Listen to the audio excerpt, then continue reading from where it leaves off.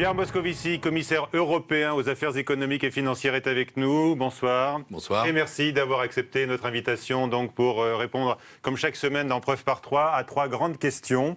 Premièrement, l'Union européenne, face à une avalanche de crise, joue aujourd'hui sa dernière chance. C'est vous qui le dites. Alors, peut-elle échapper à l'explosion? Vous nous le direz. Deuxième question, la Commission européenne n'affiche pas le même optimisme, pas tout à fait, que Paris sur la croissance et la baisse du déficit. L'objectif étant d'arriver enfin aux 3% de déficit en 2017. Mais le gouvernement, on le voit, qui signe des chèques, et le chef de l'État qui envisage des baisses d'impôts, joue-t-il avec le feu par manque de sérieux? Vous le direz tout à l'heure à Lucille Malandin de l'agence France-Presse. Enfin, troisième question, François Hollande a convoqué aujourd'hui les mannes de la gauche. C'est le jour anniversaire, le 80e anniversaire du Front populaire. Mais peut-il encore l'incarner quand le sentiment de trahison semble dominer aujourd'hui chez les électeurs de gauche et chez beaucoup d'élus également? Vous répondrez tout à l'heure à Perrine Tarnaud de Public Sénat. Mais première question, donc, Pierre Moscovici, l'Union européenne joue-t-elle sa survie aujourd'hui? Vous parlez de sa dernière chance.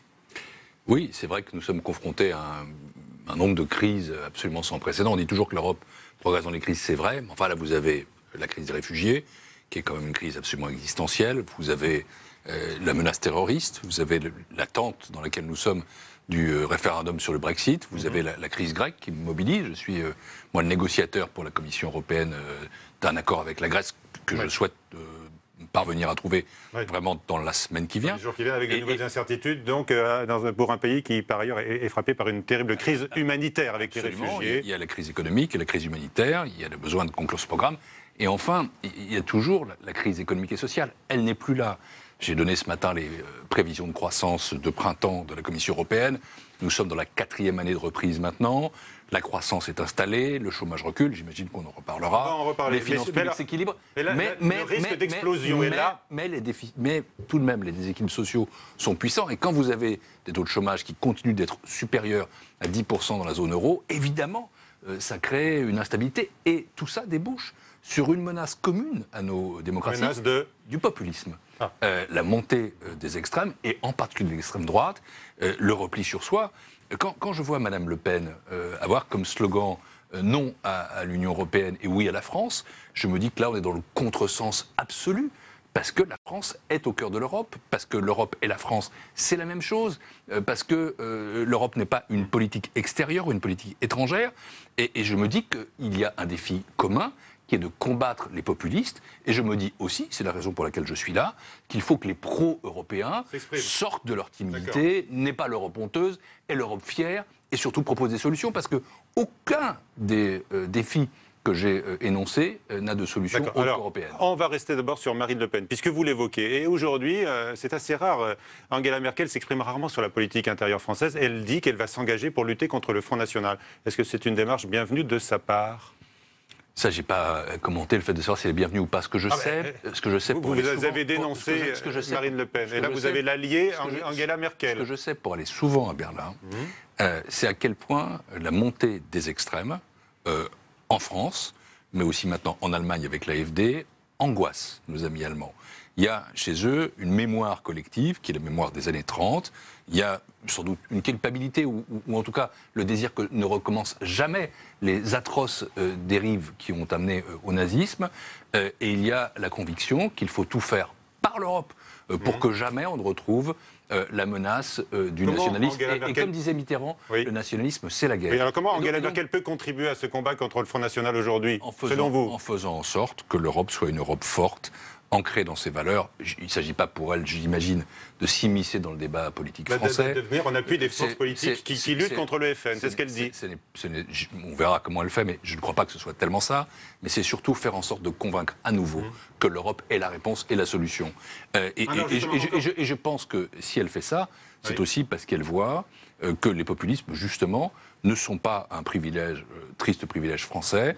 Elle voit qu'en Autriche, à la présidentielle au premier tour, le candidat d'extrême droite fait 35%. Elle voit l'AfD monter. Et je pense qu'il est nécessaire, en effet, que les pro-européens agissent. Et pourquoi pas ensemble? Moi, de ce point de vue-là, je ne suis pas totalement choqué, ou je ne suis pas choqué, parce que je pense qu'il y a des valeurs communes que nous devons défendre, il y a des combats européens ou pan-européens, il y a des partis qui sont des partis européens, et il y a des valeurs qui sont des valeurs européennes. Vous n'êtes pas choqué par un combat européen contre le Front National en France, un combat européen contre le populisme, dont la française et le Front National. Oui, et de la même façon que pour ma part, je surveille de près ce qui se passe dans d'autres pays d'Europe. Si les Britanniques, à la fin du mois de juin, votent la sortie de l'Union européenne, est-ce que là, ça ne va pas être une incroyable opportunité pour Marine Le Pen qui, là, pourrait sans doute faire exploser son fameux plafond de verre? Est-ce que c'est votre crainte? C'est peut-être son rêve. Et votre crainte? Mais je donnais deux réponses à ça. La première, c'est que j'ai le souhait et j'ai la conviction que le Royaume-Uni restera dans une Europe unie. Parce que c'est l'intérêt du Royaume-Uni, parce que c'est l'intérêt de l'Europe, parce que toute autre solution serait perdante pour les uns et perdante pour les autres. Et donc, ça ne se produira pas. La deuxième chose, c'est qu'il n'aura pas échappé à Marine Le Pen, comme à tout le monde, que le Royaume-Uni n'était pas la France. Nous sommes un pays fondateur de l'Union européenne. Nous sommes un pays pour lequel la construction européenne a été construite. C'est bien la réconciliation franco-allemande qui est là. Et nous, enfin, nous sommes un pays cœur de la zone euro. Nous avons non seulement en commun l'Union européenne, la progression des voix du Front mais National. nous avons aussi l'euro. Et les Français, dont je vois vraiment avec inquiétude la montée du sentiment eurosceptique chez eux, les Français savent que l'euro les protège et les défend. Et les Français sont attachés, quand on regarde les paramètres, on le voit, attachés à l'euro. Donc Marine Le Pen se trompe. Les Français ne voteront jamais contre l'Europe. Les Français n'iront jamais pour une sortie de l'euro. Ce que nous devons faire, nous les pro-européens, c'est simplement mieux montrer en quoi il y a des solutions européennes qui sont positives pour les citoyens de ce pays. Pierre Moscovici, vous évoquez les vertus et également les valeurs de l'Union. On va parler des migrants. Il y a des mots très durs qui sont prononcés aujourd'hui. Par exemple, Nicolas Hulot, qui s'est dit dans Le Monde écœuré par, je le cite, l'immobilisme crasse de l'Europe face aux milliers de noyés. Qu'est-ce que vous lui répondez ? D'abord qu'il se trompe complètement. Moi, je suis membre de la Commission européenne. Nous nous réunissons tous les mercredis. On se réunira à nouveau demain matin. On aura, par exemple, à traiter d'une question qui est celle des visas pour la Turquie, qui est une des conditions, sans doute, de la bonne application d'un accord avec les Turcs qui permet de limiter les flux de réfugiés. La Commission a proposé... C'est un bon accord. Je pense que c'est un accord nécessaire, qu'il faut faire fonctionner et qui, effectivement, produit déjà de premiers résultats. Mais les fameux visas pour les Turcs, on dit que c'est du chantage. Nous en parlerons demain. C'est du chantage ou pas ? Il faut qu'il y ait des critères objectifs et la Commission est en train de les examiner. Je n'ai pas, moi, à faire ce commentaire. La décision sera prise demain. Et donc, je vous demande un tout petit peu de patience par rapport à ça. On doit être, par rapport à la Turquie, à la fois dans une attitude de coopération nécessaire et aussi dans une attitude de fermeté sur les principes et d'attachement à certaines valeurs. Je pense, par exemple, à la liberté de la presse, qui est totalement inaliénable et inattaquable. J'étais en Turquie il y a une semaine, et je l'ai dit à la presse turque, je l'ai dit à mes amis turcs, mais en même temps, c'est un pays qui est démocratique, avec lequel il faut coopérer, notamment sur cette crise de réfugiés, mais pas seulement, qui est aussi un important partenaire économique. Mais est-ce que c'est un pays qui a vocation à entrer dans l'Union un jour, pour vous ? C'est un pays candidat à l'Union européenne. Et votre sentiment ? Mon sentiment, c'est que quand on est un candidat, on doit mener la négociation de bonne foi, et que cette question pourrait se poser un jour. Mais quand je dis un jour, c'est dans un jour très longtemps, très loin, très lointain. C'est tout à fait hypothétique. Encore faut-il que toutes les conditions pour cette adhésion soient réunies. Aujourd'hui, à l'évidence, elles ne le sont pas et ne le seront pas de sitôt. Pas de sitôt. Alors, sur cet accord, qui a été conclu entre l'Union... Mais pour autant, il est important que la négociation soit conduite de bonne foi, ce qui veut dire qu'à terme, à 15 ans, à 20 ans, la porte peut être ouverte si nous sommes capables, justement, de dessiner un arc de valeurs, de principes et d'intérêts communs. Dans 15 ou 20 ans. Alors, c'est pas pour demain. C'est pas pour demain, c'est pas de sitôt. Et c'est peut-être d'ailleurs pour jamais. En toute hypothèse, le rapprochement entre l'Europe et la Turquie, le rapprochement et la coopération sont indispensables. Mais vous me demandiez ce que faisait l'Europe sur les réfugiés. Oui, mais je voulais vous interroger sur l'accord, parce qu'il est donc très critiqué. Il n'y a pas que l'accord. L'Europe, je veux y insister, a une réponse vraiment globale sur la crise des réfugiés. Nous disons comme Mme Merkel. Et moi, j'approuve son courage sur ce sujet. Je le dis. Je pense qu'elle était confrontée à l'afflux de millions de réfugiés et qu'elle a eu le courage de dire que quand des hommes et des femmes sont menacés dans leur vie par des régimes qui sont des régimes sanguinaires, qui les privent de toute liberté, il faut savoir les accueillir. Moi, quand je suis né, mon père était réfugié. Et donc, l'accueil de réfugiés, oui, ça fait partie des valeurs humaniste de l'Union. Pas de tous les... en brèche aujourd'hui par l'Autriche, par exemple, qui envisage même de supprimer la notion d'asile. Pas de tous les réfugiés. C'est la raison pour laquelle il est important que des accords comme celui qui est passé avec la Turquie soient mis en place, parce que ça permet justement de dire, voilà, il y a des migrants qui ne doivent pas entrer chez nous, il y a des réfugiés qui doivent entrer chez nous et qui doivent être réalloués. Ensuite, il faut protéger nos frontières et enfin, il faut intégrer ceux qui ont vocation à rester, notamment dans le marché du travail. Écoutez le sénateur communiste Michel Billout sur cette question. Il réagit à cet accord donc, qui est entré en vigueur avec la Turquie et qui ferme une route.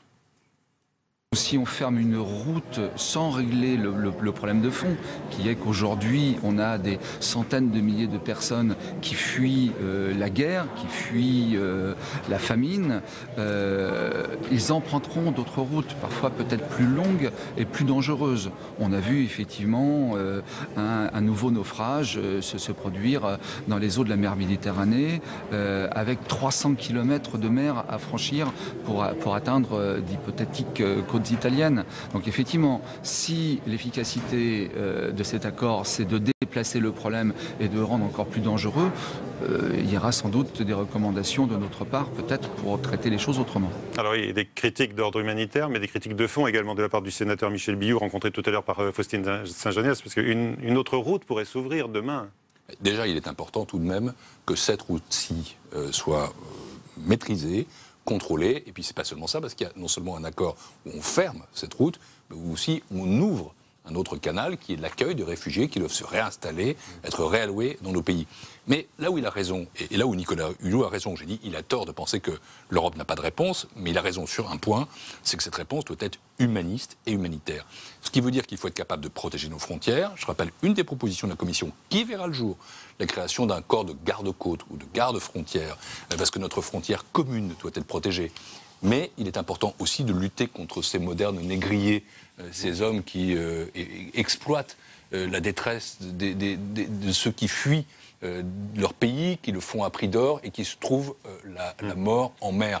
Et donc ça implique aussi que nos forces maritimes soient renforcées. C'est une réponse globale que nous voulons articuler. Également dans l'actualité, l'avenir du traité transatlantique. Vous suivez également ce dossier de près après les révélations hier de Greenpeace qui a un peu percé le voile sur ces négociations très opaques qui durent depuis des années. Eh bien, la France sonne la charge aujourd'hui, vous l'avez noté. C'est non à ce stade pour François Hollande. Et on écoute Matthias Fekl, le secrétaire d'État au commerce extérieur. Eh bien, il dit également la même chose, bien sûr. C'est un accord qui, tel qu'il est aujourd'hui, serait un mauvais accord sur tous les sujets que vous avez indiqués. Et je l'ai déjà dit, j'ai été le seul membre d'un gouvernement dès 2015 à tirer la sonnette d'alarme et à dire ça ne va pas et si les choses continuent comme ça, les négociations doivent s'arrêter. Alors donc ces détracteurs dénoncent un traité dangereux parce que donc il va instituer un certain nombre de normes, notamment entre l'Europe et les États-Unis. Est-ce que vous vous inquiétez de la tournure des événements, Pierre Moscovici, avec cette France aujourd'hui qui veut manifestement entraver les négociations? Alors si vous me donnez 30 secondes. 1. Je considère que le principe d'une négociation commerciale entre les États-Unis et l'Europe ne doit pas être écarté, car cela peut être d'intérêt commun. Un bon TTIP nous permettrait à l'Europe de s'ouvrir les marchés américains et soyons conscients que les marchés américains sont aujourd'hui plus fermés que les marchés européens. Donc je ne dis pas fermons la négociation sur le principe, par principe. Bien sûr. Ensuite, je l'ai dit, il faut que ce soit un bon TTIP. Aujourd'hui, nous n'avons pas d'accord. Nous avons des négociations qui ne sont pas si opaques que ça d'ailleurs et la Commission veille à ce que tous les États membres soient informés au fur et à mesure de la façon dont les choses se passent. Ni les députés européens, ils se plaignent en tous les cas. Il y a un certain nombre de documents qui sont des documents publics. Et ma collègue, notamment Cécilia Malmström, se rend très souvent devant le Parlement européen. Naturellement, il y a une information qui est faite. Mais aujourd'hui, il faut que cette négociation progresse. Et elle n'est pas à un stade qui permette de conclure un accord. Car cela a été dit et par François Hollande et par Matthias Fekl et par d'autres.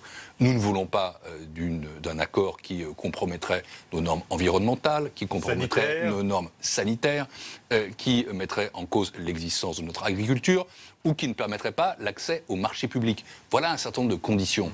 Donc, sur le principe, nous ne nous opposons pas. La négociation doit être conduite de manière extrêmement serrée et solide en fonction de nos intérêts stratégiques. Est-ce que c'est possible aujourd'hui? Est-ce que les États-Unis ne cherchent pas à imposer leur point de vue? Est-ce qu'ils ne cherchent pas, comme disent les détracteurs, à mettre l'Europe sous tutelle? Moi, j'ai pris un petit peu de recul avec certaines passions nationales. Et j'imagine que si j'étais américain et que je voyais le document européen, je me dirais, les Européens, ils ont plein de lignes rouges, ils ne veulent pas nous aider, ils ne nous comprennent pas. C'est le propre d'une négociation. Et donc moi, je ne suis pas très choqué par le fait qu'aujourd'hui, les deux parties ne soient pas vraiment en train de se rencontrer. Mais on risque d'affaiblir l'Europe si vraiment. Premier point, le pas. principe ne l'écartons pas. Deuxième point, il faut un bon TTIP et il faut beaucoup de conditions. Et troisième point, ces conditions aujourd'hui ne sont pas remplies. La question qui est devant nous, c'est la question du temps. Parce qu'il reste peu de temps pour conclure éventuellement ce TTIP, puisque vous savez que l'administration américaine, celle de Barack Obama, s'achève début novembre. Donc voilà, le compte à rebours est très serré. Et quand le président dit aujourd'hui ce serait non, je suis d'accord, aujourd'hui on n'y est pas. Je vais le dire différemment. Mais il faut en même temps que la négociation se poursuive, que le travail se fasse. En tous les cas, je ne crois pas.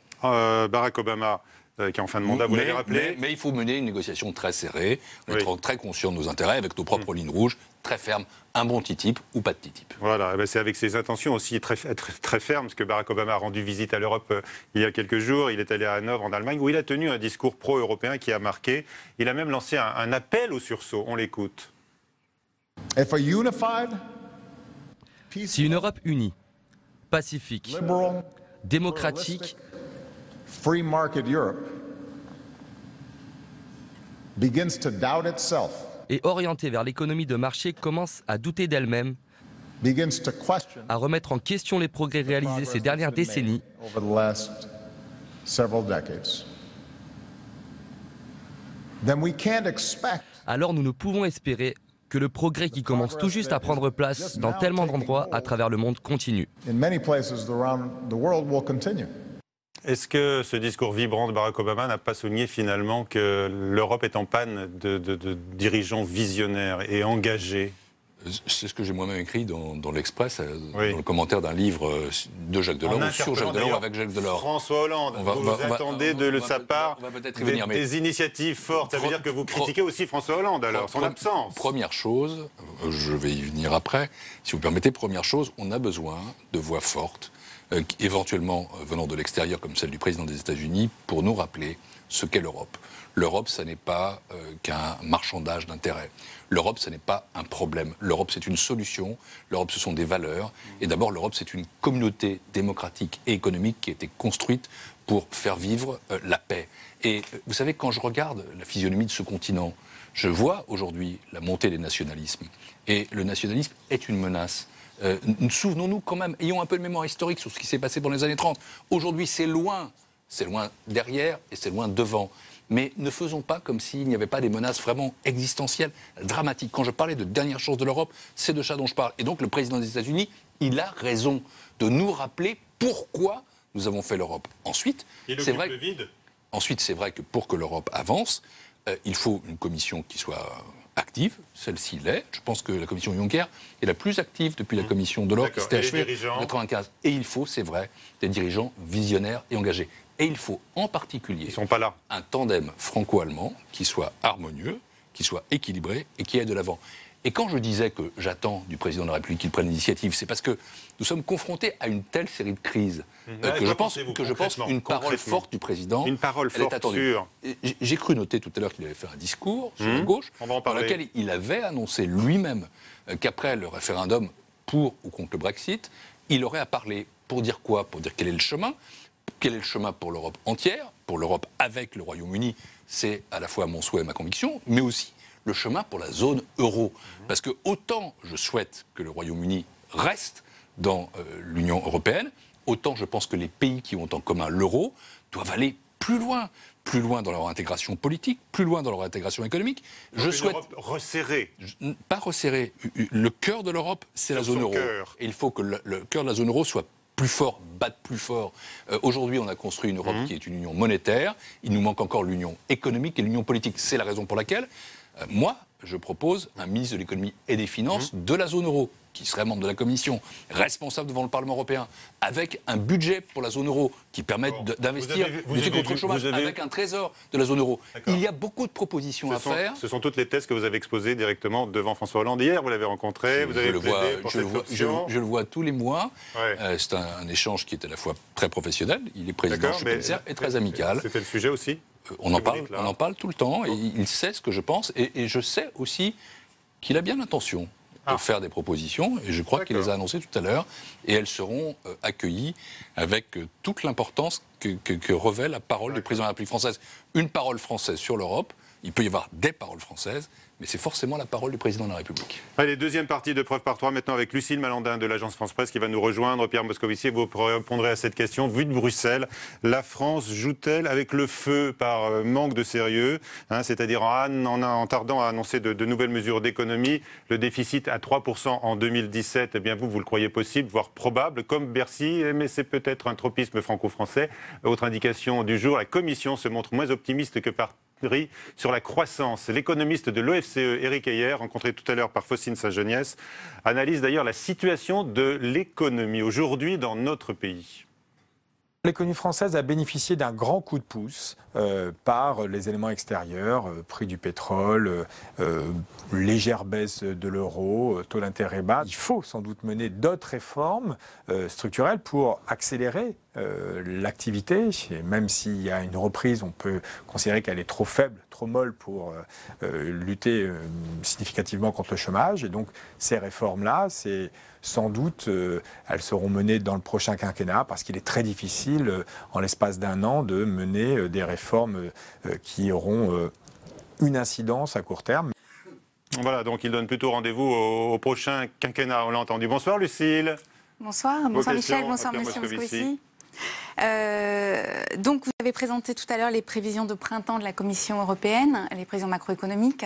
Apparemment, à nouveau, la Commission européenne voit la croissance française un petit peu moindre que celle qui est annoncée par le gouvernement. Comment pouvez-vous expliquer cette différence? D'abord, l'écart est faible. Nous voyons 1,3, le gouvernement français voit 1,5. J'ajoute que nous n'avons pas intégré dans nos chiffres les résultats du premier trimestre, qui sont plutôt un peu meilleurs que ce qu'incorporaient nos propres prévisions. Et s'il y a un bonus, je dirais tant mieux. De toute façon, cette croissance de l'économie française reste légèrement inférieure à la moyenne de la zone euro, qui devrait être de 1,6% pour nous cette année, et de 1,8% l'an prochain. Nous aurions 1,7% pour la France. Donc Paris n'a pas à se vanter. Il ne s'agit pas de se vanter ou de ne pas vanter. C'est un peu ce qu'on entend. Si on pose la question de savoir si ça va mieux, puisque c'est un tube mieux. À la mode, je réponds que ça va plutôt mieux. Plutôt mieux. Parce que vous avez d'une part la croissance qui est maintenant repartie, avec une consommation intérieure qui tient bon, avec un investissement qui repart, et on attend sans doute le zeste de confiance supplémentaire. Vous avez des finances publiques dont la situation s'améliore, on y reviendra j'imagine, mais oui, je pense tout à fait jouable, à condition que les finances publiques soient maîtrisées et que les engagements pris soient respectés. Je pense jouable de passer en deçà de 3% en 2017. Pourquoi est-ce que la Commission européenne ne pense pas troisième chose, permettez que je l'évoque, parce que c'est tout à fait important, je crois que le chômage devrait reculer en 2016 de 10,4% du PIB à 10,2% du PIB. C'est ce que dit la Commission. Et donc, je parle des prévisions de la Commission. La Commission, aujourd'hui, dans ses prévisions... il y a une amélioration qui ne permettra pas de résoudre tous les problèmes de la société française, notamment sur le chômage, on attend sans doute plus, et il faudra continuer. Mais enfin, quand des bonnes nouvelles arrivent, il ne faut pas, je pense, les négliger. Non, mais la Commission, aujourd'hui, dans ses prévisions, ne prévoit pas que la France passera sous la barre des fameux 3%. C'est vous, je vous rappelle, la Commission, c'est vous. C'est quand même merci, vous, Michel. vous participez. Non, je ne participe pas. Je suis le responsable à la Commission des prévisions donc et aussi de la surveillance. Donc vous estimez que le déficit de la France ne descendra pas en dessous de 3%. Non, je vais vous expliquer ça. On va tous devenir schizophrènes. Non, mais je ne suis pas du tout schizophrène. Pas du tout. Je suis commissaire et totalement commissaire. Je suis par ailleurs français et totalement français. Mais vous êtes ancien ministre de l'économie et des finances. Je ne peux pas me permettre, et je ne me permets pas, la moindre complaisance à l'égard de mon pays. Car si c'était le cas, la crédibilité de mon institution, la Commission européenne, et la mienne serait immédiatement atteinte. Donc, je vous explique techniquement le hiatus. Techniquement, vous devriez être très inquiet aujourd'hui. Je vais vous expliquer. Avec les dépenses nouvelles qu'on annonce. Allez, c'est à vous. Deux points. Premièrement, nous donnons 3,2% à politique inchangée, comme on dit, en 2017. À politique inchangée. Ça veut dire que c'est en ne comptant sur aucun effort fait dans le budget 2017. Attendez, une seconde. Permettez-moi. Vous-même, quand vous étiez ministre des Finances... On ne va pas y arriver si vous m'interrompez, parce que je voudrais expliquer quelque chose. Deuxième point, ensuite, Lucille a un argument à faire valoir. Je vais un peu plus loin. Il se trouve que chaque année, la situation des finances publiques françaises à la fin de l'année est de 0,3 à 0,4 points meilleure que ce que dit la Commission. faites le calcul vous-même, 3,2 moins 0,3 ou 0,4, ça arrive à 2,9 ou 2,8. Par ailleurs, nous allons examiner en 2017, plutôt en 2016, le projet de budget pour 2017 de la France, et nous demanderons, Vous avez déjà eu le programme de stabilité, déjà avec beaucoup de fermeté, que les engagements qui ont été pris dans le pacte de stabilité soient tenus, c'est-à-dire que ce budget, de manière crédible, montre quel est le chemin qui nous amène en dessous de 3%. Et ce que je dis, ce n'est pas « on va y arriver », je ne suis pas français à ce point, et je ne suis pas schizophrène du tout. Je dis que si il y a des efforts, je dis que si les finances publiques sont sérieuses, je dis que si les dépenses supplémentaires sont équilibrées, avec des si. et je dis que si les baisses d'impôts éventuelles, car le président de la République n'a pas été affirmatif, sont financées, dans ces conditions-là, oui, passer de 3,2 à en dessous de 3%, c'est jouable. Et quand je m'exprime ainsi, ce n'est pas ma parole personnelle, c'est la parole de la Commission. Et là-dessus, je ne veux pas qu'il y ait de suspicion. Je ne suis pas une sorte comme ça de Français transposé à Bruxelles. Je suis le commissaire chargé des affaires économiques et financières, par ailleurs français. Dans ces cas-là, et quand je vous dis que c'est jouable, c'est ce que pour la Commission. Elle ne pense pas que c'est certain, elle ne pense pas que c'est fait. Elle pense que c'est jouable si la France est sérieuse. Et nous demanderons à la France d'être Elle est sérieuse aujourd'hui, la France. Quand vous étiez vous-même... Quand je regarde le chemin qui a été parcouru... Non, mais là, sur les décisions, là, quand on signe des chèques, là, tous les jours. Encore une fois, ces chèques... Vous savez, quand je suis devenu ministre des Finances, j'avais dit à mon prédécesseur commissaire, la Commission fixe les fins, nous fixons les moyens. Je n'ai pas à expliquer à François Hollande ou à Michel Sapin ou à Manuel Valls les choix qu'ils doivent faire. En revanche, ce que je dois faire, moi, c'est leur rappeler qu'il y a des règles communes et que s'il y a des dépenses supplémentaires, il devra y avoir des économies correspondantes. S'il y a des baisses d'impôts, elles devront être financées. Voilà, et ça, je le rappelle. Alors, j'ai plusieurs questions, évidemment.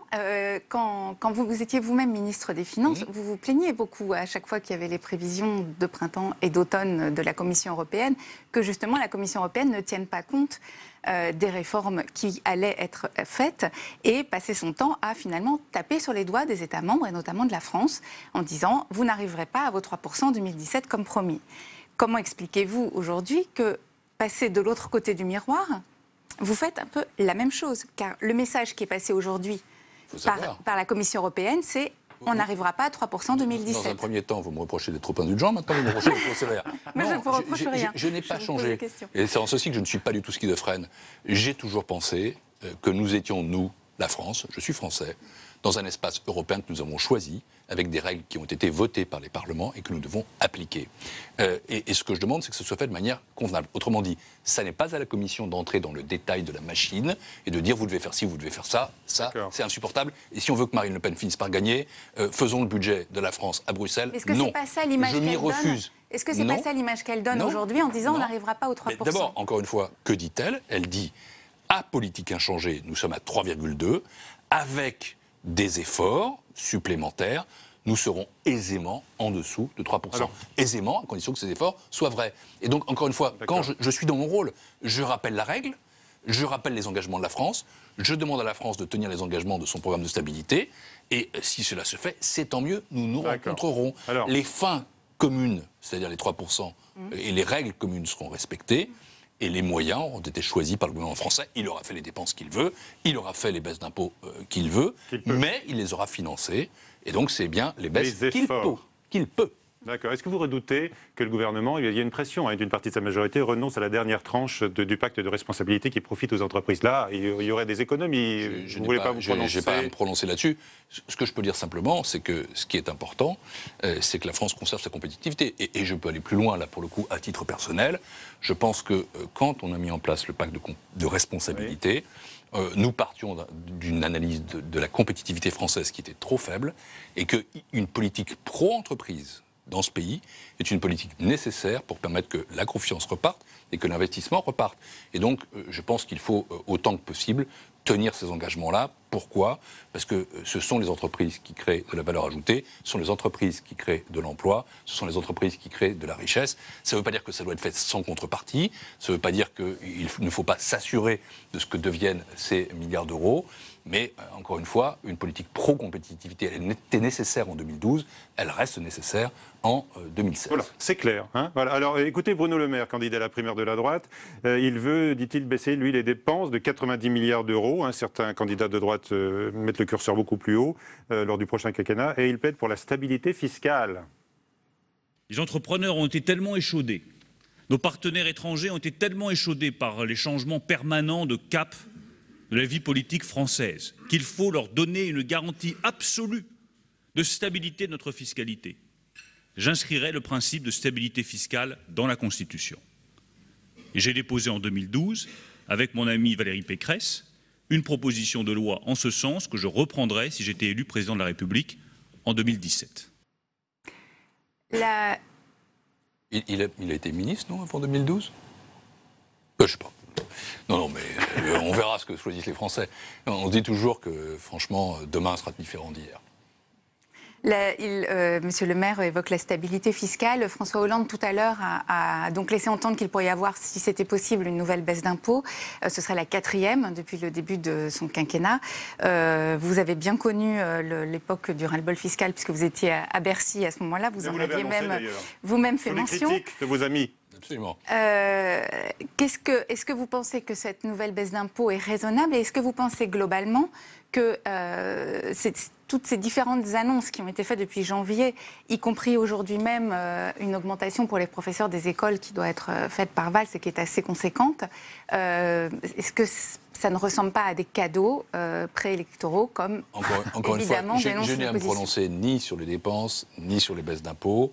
Ça, c'est des choix politiques qui sont des choix nationaux. La seule chose qui m'importe à moi, c'est qu'au final, cette politique soit équilibrée et qu'elle permette de respecter nos règles et de venir en deçà de 3%.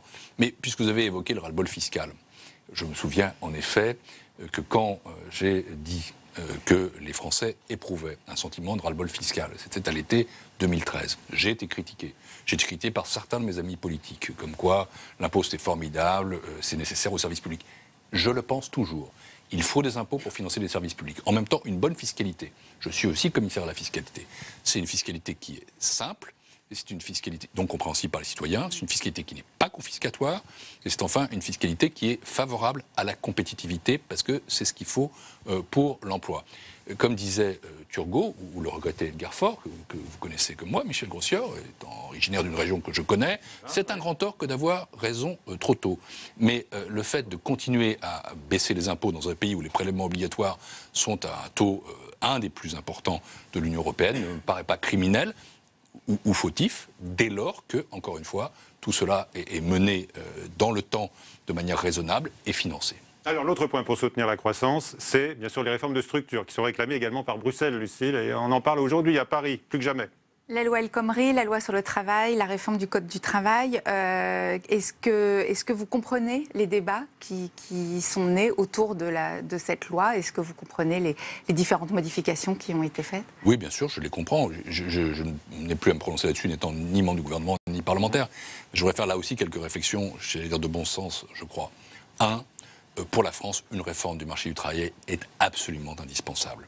Quand le marché du travail est rigide, quand on ne peut ni y entrer, ni en sortir, on se trouve devant ce qu'on appelle un marché du travail d'insider qui est bloqué et le chômage ne recule pas. C'est la raison pour laquelle tous les pays qui ont fait des réformes du marché du travail voient leur chômage baisser de manière importante, je l'ai souligné ce matin, et tous les pays qui n'en ont pas fait sont dans des conditions beaucoup plus serrées en termes de réduction du chômage. Et si on veut baisser le chômage, il faut une réforme du marché du travail.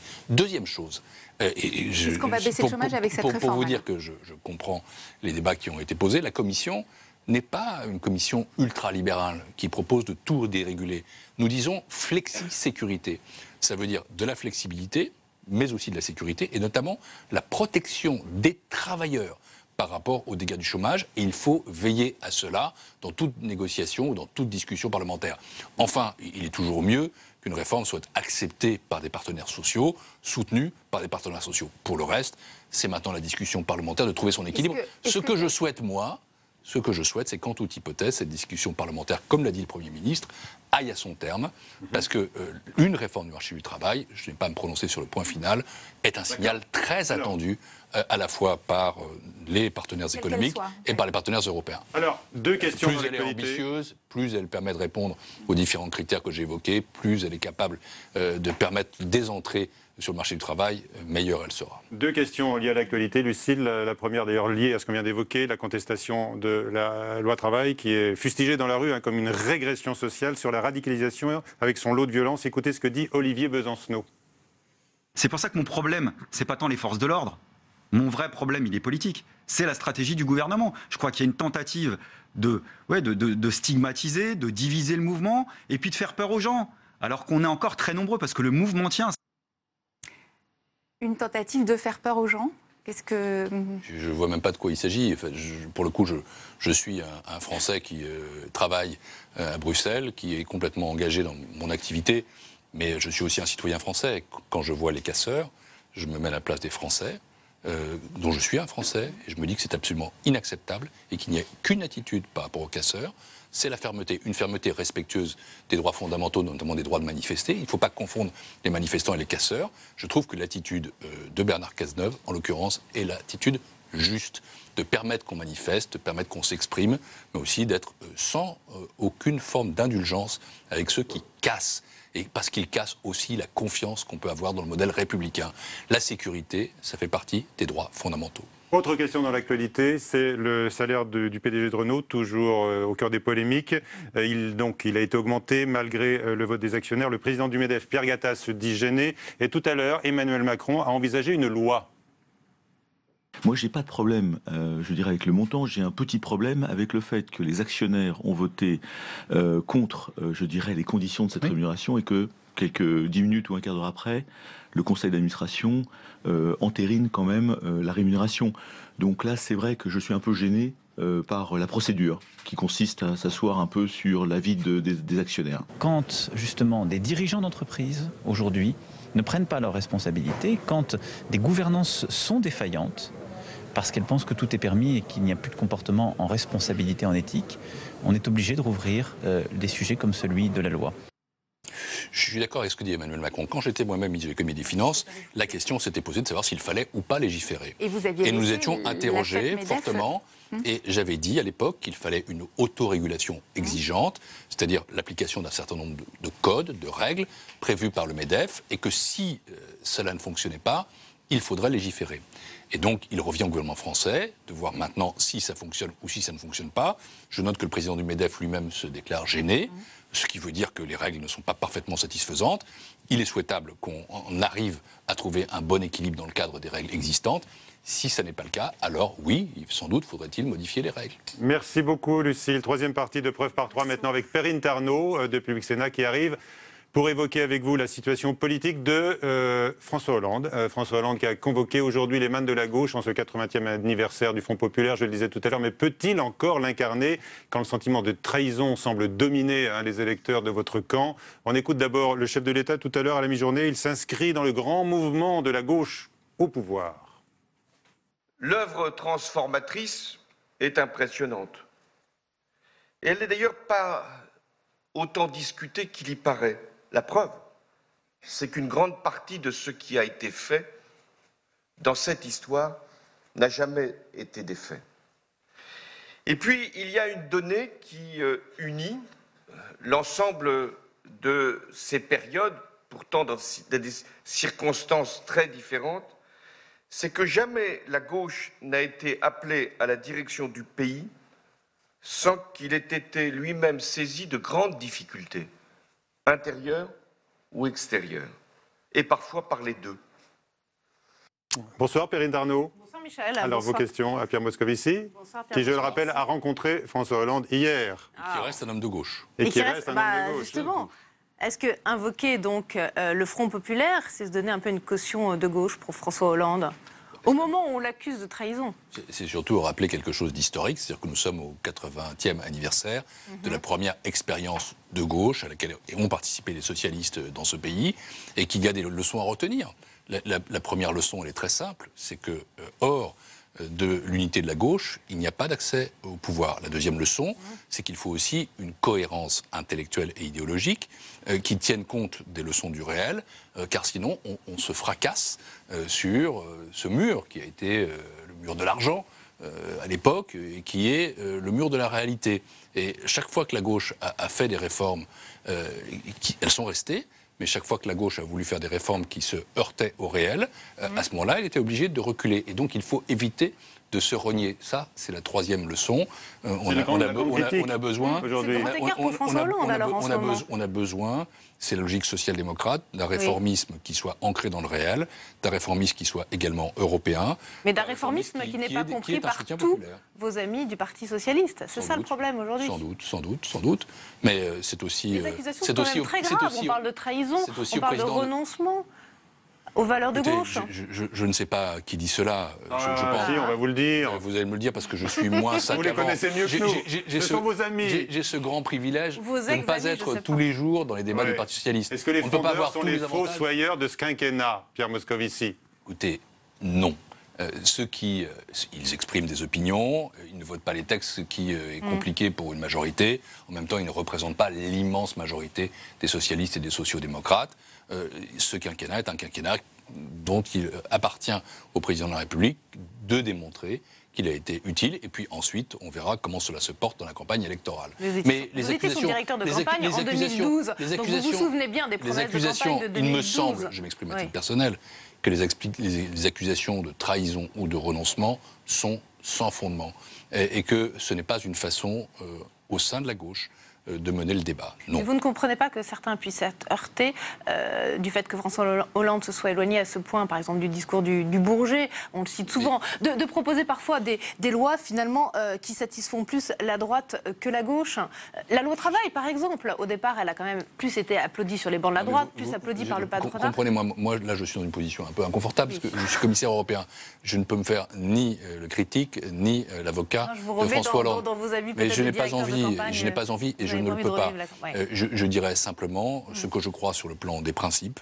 Je pense qu'une gauche de transformation, qu'une gauche de réforme, qu'une gauche du réel, qu'une gauche européenne, qu'une gauche social-démocrate, qu'une gauche rénovée, eh bien, l'avenir pour cette famille politique, qu'elle a besoin de rester elle-même, qu'elle a besoin de rester authentique, qu'elle a besoin de rester fidèle à ses valeurs, qu'elle a besoin aussi de tenir compte du réel.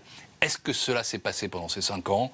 Je pense que, honnêtement, il y a eu une tentative sincère pour le faire avec de vrais résultats, avec de vraies réformes, qu'il y a sans doute eu aussi des choses qui n'ont pas fonctionné, qu'il faut faire cet examen. Par exemple le Premier ministre a donné un certain nombre d'exemples, je pourrais en donner d'autres, le président de la République en donné, mais ce n'est pas à moi de le faire, encore une fois. Mais est-ce qu'on est à l'heure du bilan?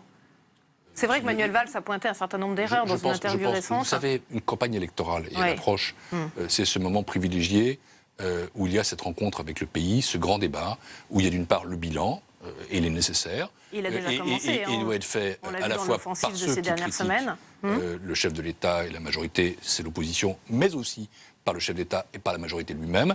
Et je crois comprendre que François Hollande réfléchit aussi lui-même à ce qui a fonctionné et à ce qui n'a pas fonctionné. Et puis il y a aussi, et c'est une deuxième dimension qui est essentielle, c'est la dimension du projet. Il va faire son inventaire avant même la fin du quinquennat? Ou à la fin du quinquennat? Je n'ai pas la sensation, quand je rencontre François Hollande, de trouver quelqu'un ni d'abattu, il ne l'est pas.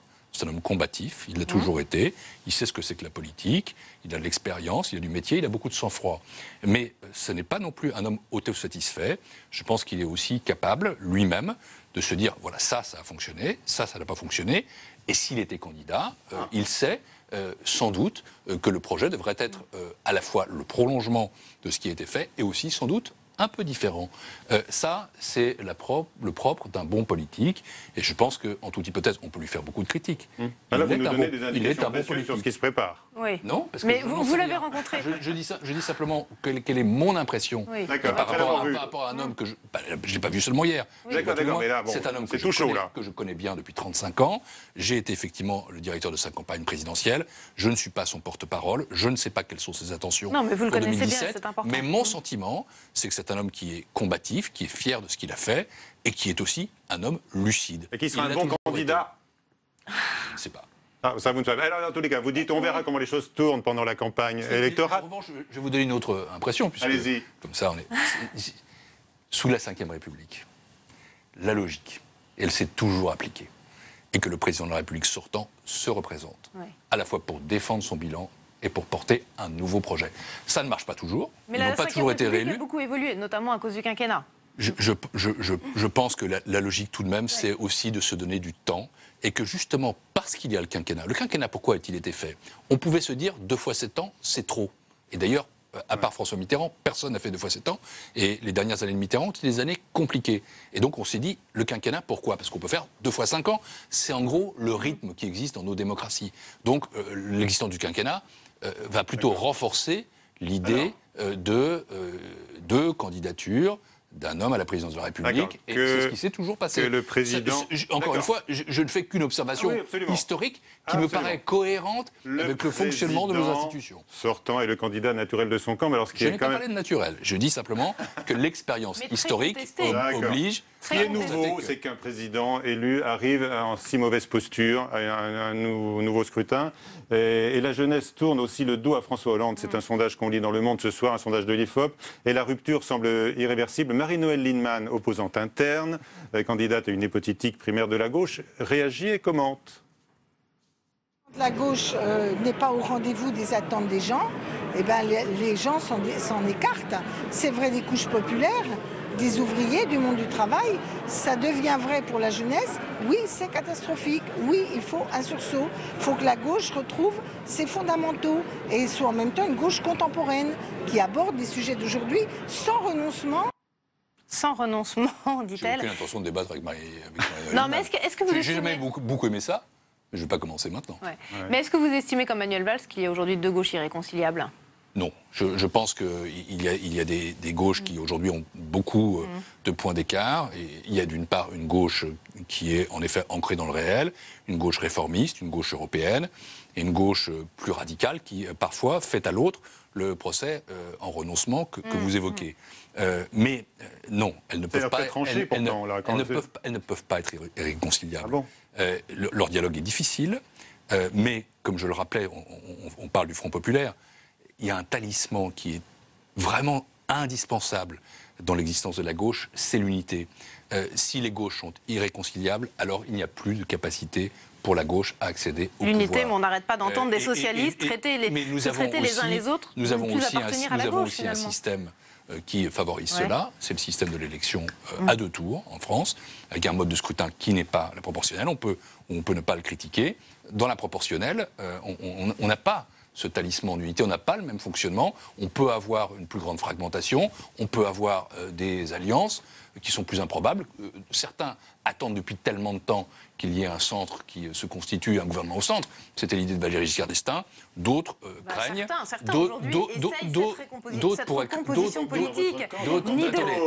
D'autres pourraient craindre qu'on revienne ainsi aux combinaisons, aux délices de la 4e Perrine République. se saisit de la perche que vous tendez. De la perche que vous tendez, effectivement, sur la recomposition politique, ni de gauche ni de droite. C'est un peu le leitmotiv du mouvement En Marche d'Emmanuel Macron. Qu'en pensez-vous? Moi, je l'ai dit, un homme de gauche, et je ne crois pas que l'atténuation, l'affaiblissement ou la fin du clivage gauche-droite soit un progrès pour la démocratie. On a besoin de capacités d'alternance. En même temps, ce que je sais, c'est qu'il faut aussi être capable de travailler ensemble, que la politique, ce n'est pas une guerre civile. Je suis commissaire européen. À la Commission européenne, nous sommes une instance politique. Il y a 28 commissaires, 14 sont des conservateurs, 8 sont des socialistes, 5 sont des libéraux, et il y a un Britannique qui, par ailleurs, est conservateur, mais pas de la même famille que les autres. Et on trouve des accords tous les jours. Mais attention, quand on est dans une coalition, et ça existe, une coalition, ça existe aussi en Allemagne, la coalition n'est jamais quelque chose qui précède l'élection. Elle peut lui succéder. Et une coalition n'est pas quelque chose d'harmonieux où tout s'affadit et où tout se confond. C'est pas ça, c'est un combat. Vous parliez tout à l'heure de Mme Merkel. Mme Merkel a un gouvernement de coalition. Ils ont une charte de coalition. Les gens de la CDU ne se reconnaissent pas dans ce que dit le SPD. Les gens du SPD ne se reconnaissent pas dans ce que dit la CDU. Et donc, tous les jours, ils s'ajustent, ils s'affrontent. La coalition, elle peut être obligée. Si d'aventure Mme Le Pen était au 2e tour en 2017, certains sondages, beaucoup de sondages en réalité le disent, alors à ce moment-là, il serait compliqué pour ceux qui auraient élu un président au deuxième tour, de dire on s'ignore. Mais ce serait le résultat de l'élection. Et ce serait forcément un combat. Ça ne peut pas être une confusion qui précède l'élection. C'est en tout cas... C'est une hypothèse envisagée. Il n'y a pas qu'Emmanuel Macron. Manuel Valls dit aussi un peu les mêmes choses que son ministre sur ce thème-là. Je ne veux pas les départager, mais ils ne disent pas tout à fait la même chose. Même Jean-Christophe Cambadélis parle de dépasser les partis politiques. Ils ne disent pas la même chose. Ils ne disent pas la même chose. Non, ils ne disent pas la même chose. Parce que l'un dit, voilà, ni droite ni gauche, on fait quelque chose avant, c'est le sens de son mouvement. L'autre dit, je suis de gauche et je peux être amené à travailler avec d'autres dans le cadre d'une coalition, ce qui est déjà plus classique. Et certains appellent, comme Jean-Christophe Cambadélis, à dépasser aussi les partis politiques. En toute hypothèse, ce qui est important, et ça c'est ma position constante, c'est que la gauche se rénove. Il y a évidemment une insatisfaction par rapport à la gauche en France. Il y a un besoin de modernisation, il y a besoin de théoriser. Emmanuel Macron, il incarne cette modernisation. Il y a besoin de théoriser ce qui a été fait. Il y a un besoin de conceptualiser, il y a un besoin d'avancer dans la gauche par rapport à l'Europe, d'être enfin complètement européen et de construire également une Europe qui soit davantage marquée par les idées de la gauche, de faire des propositions social-démocrates. J'y travaille, moi, avec Martin Schulz, le président du Parlement européen, avec Matteo Renzi. Et donc, voilà, je crois plus que notre avenir, c'est la modernisation de la gauche, la refondation de la gauche, la rénovation de la gauche, que l'affadissement de la gauche ou la fin de la gauche. C'est François Hollande qui l'incarne. Ça, on verra. Je sais pas. C'est pas à moi de le dire. Je dis simplement que quand je vois le président de la République, je vois un homme combatif. Et optimiste. Quand vous entendez Nicolas Sarkozy dire de toute façon, il y aura alternance, c'est inévitable en 2017. Il se trompe, vous qui avez eu des mots très durs pour l'ancien président de la République. Hein, il y aura alternance un jour. C'est ce qui fait le propre de la démocratie. Mais François Hollande, lui, il lui répond que l'alternance n'est pas inévitable. On verra. Et on verra qui sera candidat en 2017 pour la gauche et pour la droite. Nicolas Sarkozy, on verra aussi si l'alternance existe au sein des Républicains. D'accord. Vous aimeriez que le match soit rejoué en 2017 ? Franchement, c'est pas à moi de choisir. Il y a des instances qui sont prévues pour ça. Il y aura des primaires de droite. Elles seront passionnantes. Mais finalement, vous êtes membre de la commission. Elles seront passionnantes. Et il y aura à gauche une modalité de sélection du choix du candidat. Vous êtes membre de la Commission européenne, vous l'avez rappelé, qui prône des efforts budgétaires, des réformes de structure. Votre candidat, c'est le candidat de droite. J'ai pas du tout l'impression d'être devenu un homme de droite en étant à la Commission européenne. Tout à l'heure, par exemple, on parlait des déficits. La Commission européenne, et j'en ai fait la proposition, a une approche qui introduit des flexibilités dans le pacte de stabilité et de croissance, qui prend donc mieux en compte l'investissement, les réformes structurelles, ou encore les efforts faits pour la sécurité ou pour l'accueil des réfugiés. Non, moi, je suis un commissaire de gauche qui bâtit des compromis avec d'autres qui le sont moins. J'accepte les compromis, mais j'essaie toujours de les pousser dans le sens des progressistes. Parce que, pour moi, un progressiste, c'est un homme de gauche. Merci. Merci beaucoup, Pierre Moscovici, d'avoir été avec nous, d'avoir répondu à notre invitation. Merci, Perrine. Bonsoir à tous. Et la semaine prochaine, notre invité sera un réformiste, le même sénateur maire de Lyon, Gérard Collomb. À la semaine prochaine.